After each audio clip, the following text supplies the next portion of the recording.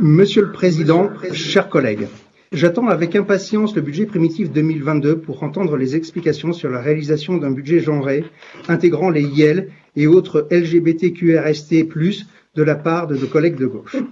Plus sérieusement, vous nous demandez de prendre acte du rapport d'activité et de développement durable ainsi que du rapport égalité femmes-hommes pour 2020. Ces deux documents reflètent en partie l'activité des services de la région.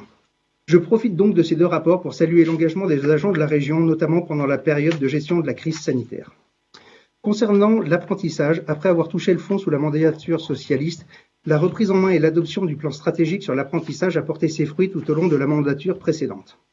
Plus spécifiquement, sur le bilan 2020, un changement de législation a confié le financement des CFA à France Compétences via les opérateurs de compétences OPCO, créé pour l'occasion, et a supprimé le pilotage régional en laissant cependant un reliquat de dotation pour le fonctionnement et l'investissement.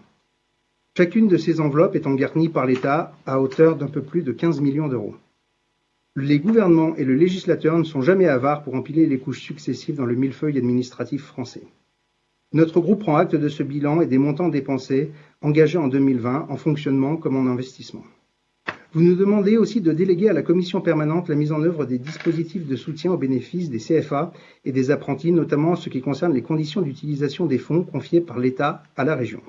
S'agissant d'un bilan 2020, nous ne pouvons que constater que cette compétence a été déléguée à la commission permanente. Les aides aux entreprises versées par la région s'élèvent à 140 millions d'euros, soit 84% des 166 millions d'aides globales versées sur notre territoire par les différentes collectivités et opérateurs. L'aide spécifique Covid représente 65 millions d'euros dans ce total. Nous prenons acte de la communication par vos services du rapport d'activité et de gestion de l'agence Auvergne-Rhône-Alpes Entreprises, ainsi que des rapports techniques et financiers de l'agence Auvergne-Rhône-Alpes Tourisme pour l'exercice 2020. Merci.